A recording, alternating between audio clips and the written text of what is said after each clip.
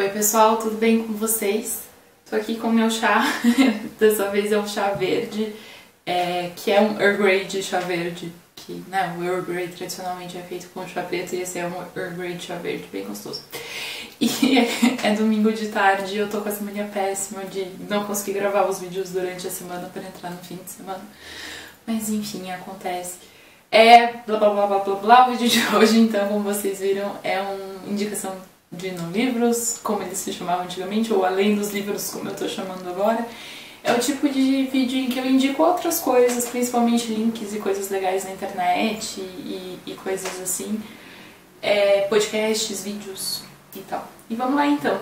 Algumas indicações de YouTube aqui no começo. A J Plufts voltou com o canal dela, ela tava meio parada e é um dos canais que eu mais gosto.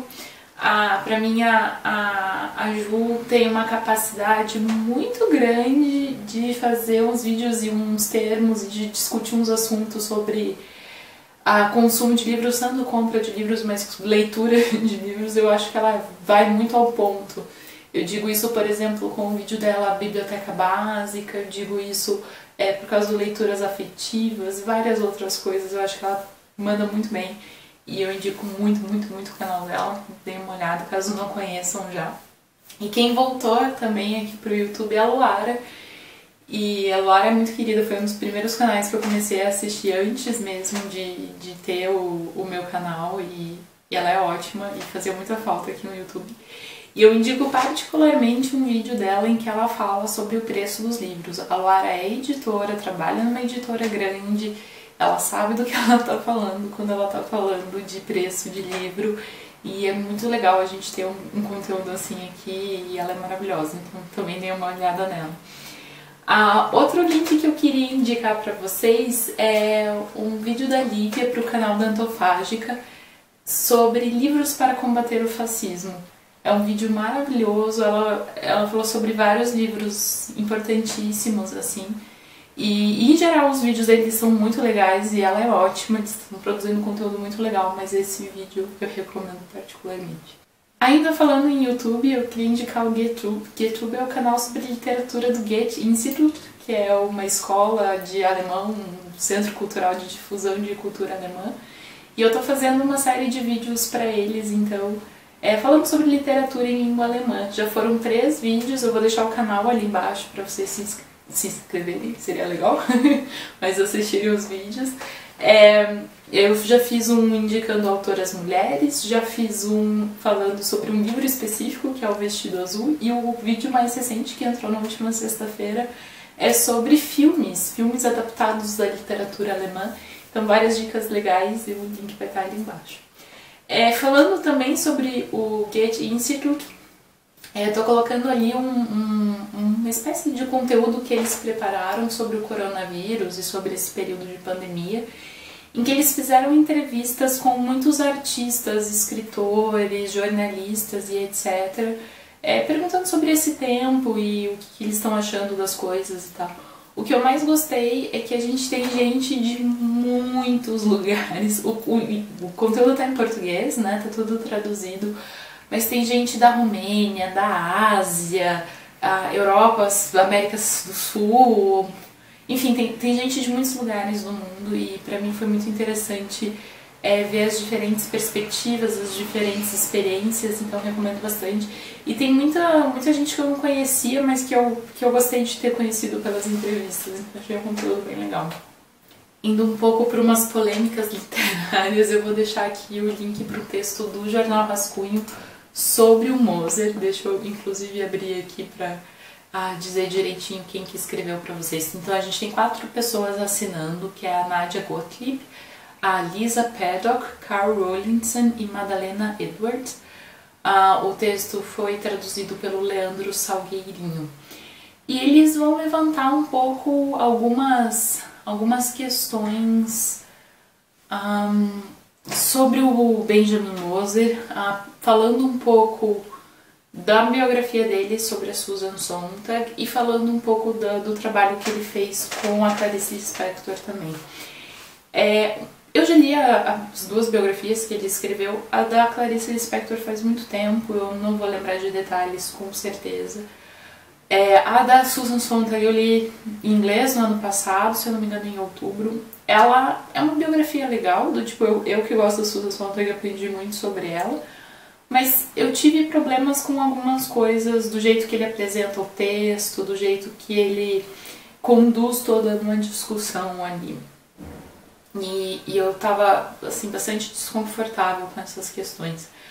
Mas o que eles vão levantar um pouco nesse texto é bastante estranho, bastante preocupante, porque vamos falar muito sobre métodos de pesquisa, os métodos de levantamento dessas informações, como é que ele trabalha, e outras pessoas, por exemplo, as pessoas que trabalham com a Clarice, falando, enfim, ao que tudo indica, ele tem métodos bastante questionáveis, para dizer o mínimo. E, enfim, bom a gente saber, né? E acompanhar esses debates. Eu não encontrei, eu não vi em nenhum momento ele respondendo a essas questões. Se alguém souber de alguma coisa e quiser deixar algum link, alguma coisa ali embaixo, vai ser legal, né? Saber se ele tem algum tipo de resposta para isso. Mas eu não achei nada por enquanto. Mas, enfim, pra quem quiser acompanhar uma treta aí. Se já não bastasse de treta no mundo, aí tá mais uma. Vamos lá então. Depois disso tem um link bem recente, um link de agora, que é da revista Piauí. Também tô abrindo aqui pra não falar o nome da moça errado, mas é a própria tradutora Flora Thompson DeVere, que é a tradutora da edição mais recente de Memórias Póstumas de Brás Cubas para o inglês, e é essa edição que fez aí várias... Foi best-seller e vendeu super rápido, esgotou e tal. E é muito legal porque ela vai falar do processo de tradução, então como foi para ela descobrir a obra, começar a entrar em contato com isso, pensar em traduzir, os problemas, o que foi difícil, como foram os métodos de solução para as dificuldades. Então eu achei um texto muito, muito legal assim para ler. Pensando ainda em literatura brasileira sendo recebida aí em outros lugares, né? Eu queria indicar um link do The Guardian. Na verdade, isso é mais por curiosidade do que qualquer outra coisa, mas é um texto falando sobre a tradução do Amora, da Natália Borges Polesso pro inglês. E, enfim, legal, né? Saber que esses livros estão sendo traduzidos. Foi uma leitura recente minha e eu gostei bastante. Depois disso, queria deixar um textinho da Lina Meruane sobre a pandemia, sobre a quarentena e etc. Eu gostei muito do Tornar-se Palestina dela, que eu li esse ano, e o texto está publicado no site da Relicário, que é a editora do Tornar-se Palestina também. Depois disso tem um link do El País, esse é bem divertido na realidade. Falando sobre quais livros a Simone de Beauvoir, o Joyce, o Hemingway e o Lacan compravam em Paris, porque a Shakespeare Company mantinha um registro das vendas e dos empréstimos, inclusive, porque eles também emprestavam livros, e aqui um registro do que essas pessoas liam, só pra gente que é curioso com o que os escritores liam. Depois disso, mais um texto do El País. Essa é uma entrevista com a Sheila Hett. A Sheila Hett é uma escritora canadense. Eu admito que eu tenho uma relação muito estranha com ela. Eu gostei mais ou menos do primeiro livro dela que eu li, que é o Maternidade, foi publicado pela Companhia das Letras. E eu não terminei o segundo livro dela que eu comecei, que é o How to Be a Person, que não foi traduzido ainda, porque eu não tava assim muito curtindo e tal. Mas nesse link específico, ela vai falar sobre essa questão da maternidade, só que ele é diferente, porque no livro ela vai explorar isso do ponto de vista da ficção, um personagem, etc. E ali ela vai fazer reflexões mais no âmbito da não ficção, vai de fato pensar sobre o assunto e falar sobre o assunto diretamente. E eu achei interessante porque ela vai pensar esse ponto de vista tanto do ponto da questão feminina, da questão da mulher que faz essa escolha, mas também o impacto que isso tem na sociedade e tal, e achei interessante. É uma autora que eu quero gostar, quem sabe eu comece o livro de novo pra ver se eu me entendo melhor com ela. Bom, depois disso, duas coisas da 451. A primeira delas é que eles têm agora uma newsletter, e eles mandam parte daquele listão dos livros, eles vão mandando os lançamentos semana a semana.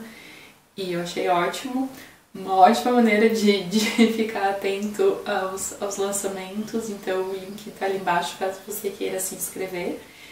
E um texto muito legal, assinado pelo Rogério de Campos, que se chama o Dilema das Mega Livrarias, né? Então a gente acompanhou aí nos últimos tempos a FENAC sair do país e tanto a Cultura quanto a Saraiva falirem, né? E o que ele vai comentar um pouco é que a gente viu esse fenômeno de um crescimento desenfreado dessas três redes, que ele vai, em parte, argumentar que não faz muito sentido, porque foi um investimento muito grande para um negócio que talvez não seja tão rentável assim, mas que o grande problema é que quando elas tiveram esse crescimento, muitas das pequenas livrarias tiveram que fechar porque perderam seu público para essas grandes redes dos shoppings, né? E agora que essas livrarias também estão fechando e também estão desaparecendo, a Saraiva, por exemplo, se eu não me engano, não existe mais em Curitiba, né? E tinha duas, a FENAC também saiu e tal. E o problema, eu vou citar aqui um pedacinho, o problema agora é que o desaparecimento dessas grandes redes não provocará o ressurgimento imediato das tantas pequenas livrarias que desapareceram por causa delas, ainda mais em meio à crise atual. Então o Rogério de Campos vai pensar um pouco essas coisas e mencionar um pouco esse momento do nosso mercado e tal.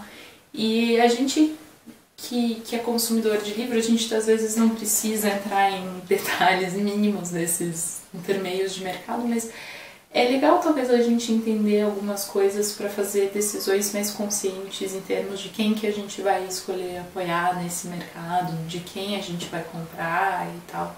Então, eu diria que um pouquinho de informação nesse sentido é legal ter. Bom, depois disso eu queria indicar um texto da Thaís no Pós-Fácil. Ela fez um texto muito divertido, muito verdadeiro, chamado 20 Passos para se tornar um crítico literário. É um texto bastante irônico e bastante sarcástico, mas é muito interessante a gente pensar quem denomina quem crítico literário, como você se torna um crítico literário, enfim. Bom, depois disso, ainda no Pós-Fácil, eles também têm uma newsletter agora que chama Sumário, que eu acho um nome muito fofinho. E então o link também vai estar ali embaixo caso vocês queiram assinar. E ainda, falando em Pós-Fácil, o link de um texto meu que se chama Para Não Esquecer o Nazismo. Nesse link eu vou falar um pouquinho sobre uma exposição online sobre o fim da Segunda Guerra Mundial. É uma exposição, o link também vai estar ali embaixo, a exposição vai estar disponível em alemão e em inglês. Em parte o que eles fazem é marcar os 75 anos de fim da guerra e contar um pouco a perspectiva alemã do que foi a Segunda Guerra Mundial, mas também fazer alguns diálogos com acontecimentos mais recentes e eu, enfim, pensei em umas coisas a partir disso e o texto então é sobre isso. Indo pro final, eu tô numa de maratonar podcasts, eu descubro podcasts, eu maratono os podcasts. O primeiro que eu fiz isso foi o Literatura Viral, que eu já indiquei aqui em outro momento, mas o da vez foi o Witch Please. Ele foi um podcast ativo entre 2015 e 2018, então a gente não tem mais episódios novos, mas são duas pesquisadoras canadenses relendo Harry Potter e discutindo Harry Potter. Então as duas leram quando eram jovens e são até um certo ponto fãs, mas as duas vão se tornar pesquisadoras de teoria crítica, de feminismo e etc. E elas vão ler a série então a partir de todas essas perspectivas. E o que eu acho legal é que a gente tem esse momento em que elas têm um carinho pela série, elas gostam da série, elas se divertem lendo os livros, ao mesmo tempo que elas mudaram e conseguem ter uma opinião mais madura e conseguem criticar certos pontos das obras, e eu acho isso genial. Um dos meus medos de reler Harry Potter é esse, né, de não gostar mais, porque não faz mais tanto sentido assim pra minha vida hoje.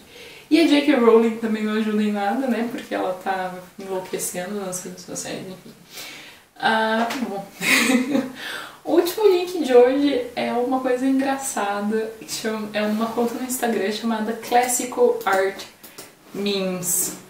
Um nome meio autoexplicativo, mas memes de arte clássica. É engraçadíssimo porque eles vão pegar quadros e esculturas e etc. e vão fazer piadas com isso, então é isso. Para deixar a vida mais leve nesses tempos tão esquisitos que estamos vivendo, não é mesmo? Então é isso, pessoal. Essas são as indicações que eu tenho pra vocês hoje. Espero que vocês gostem. E me deixem aí embaixo também o que vocês assistiram de filmes, ouviram de músicas e séries e entrevistas e blogs e enfim, o que for que seja que vocês estejam curtindo aí no momento. E espero que vocês tenham gostado. Até a próxima. Tchau, tchau.